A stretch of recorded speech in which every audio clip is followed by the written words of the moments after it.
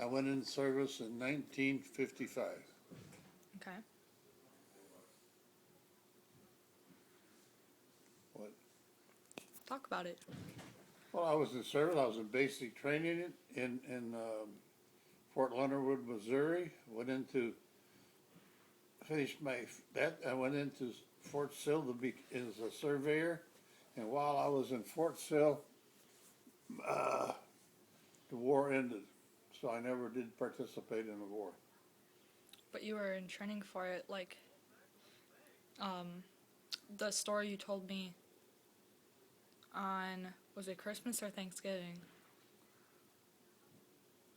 When I was well, we went on to maneuvers. You always are if you're in the service at that time. You went on maneuvers, and we were was on I think a 2 or 3 month maneuver in Louisiana. And the one thing I remember there is we were celebrating a holiday, either Thanksgiving or Christmas. I forget which one it was.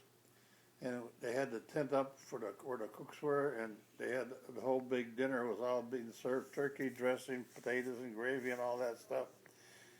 And it was pouring rain, and I went to get my stuff in my little mess kit, and they served it. And by the time I got back to my tent, everything was just flooded with water. My mashed potatoes and gravy and everything was all just water.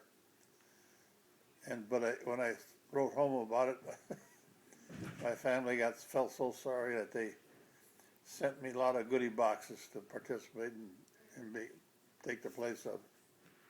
Okay. What about um, the communism that was such a huge issue at that time? What's your view on the communism, and how it was affecting you, and why it was making wars? Okay, communism was a sort of a new facet in our lives, and we did not know that much about it. And of course, when you don't know nothing about it and it becomes so popular, there is a fear involved. Mm-hmm. And we had a lot of us were afraid of what was happening, and it became a big issue in the military. And our military prevailed. Even to this day, they still prevail. We're the we're the most powerful country in the world, and we are a national leader, and that's how we survive. What did it affect you in any way? The communism? It did not affect me personally, except that I didn't know what it was and how it all worked. So if you don't know, you always have this degree of fear about the unknown. That's pretty much how it all was. Um, the thing called that I was talking to you about, the Red Scare, that was associated with communism and communists in the United States and outside of the United States, and information being leaked and the things that could happen. It was kind of like terrorism or whatever, because that's how communists were viewed. They prevailed on fear. That's Yeah, what they did. it's the same idea. Yeah. Well, how did the how did you first get involved with enlisting and training in the Korean War and all this stuff? Well, I was in college, and the more about that was going on was about the war, and I just felt that it was my duty to participate and defend the United States, and that's why I went and volunteered. At that time, you could push your enlisted number up, and that's what I did, and that's what I went into the service.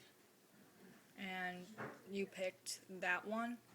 Why not any others? I just pushed my number up, and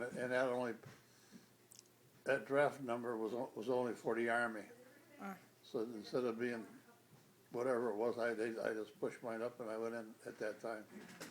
did you have any idea of what you were really going to get into? You didn't.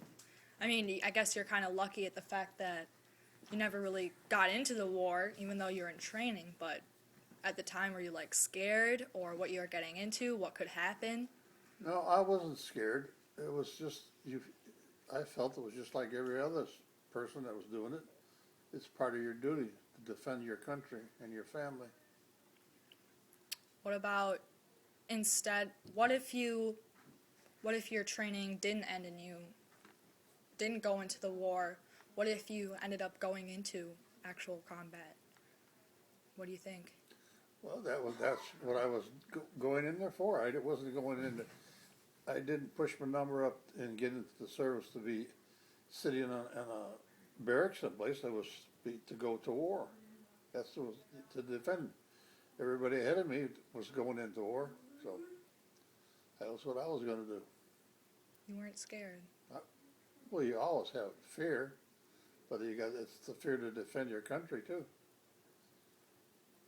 Are you glad that you were lucky enough to not actually go into battle? Oh, certainly, certainly. I didn't desire to go to war, but I took it as a duty. Because otherwise, there's the possibility you won't be here right now. 10-4.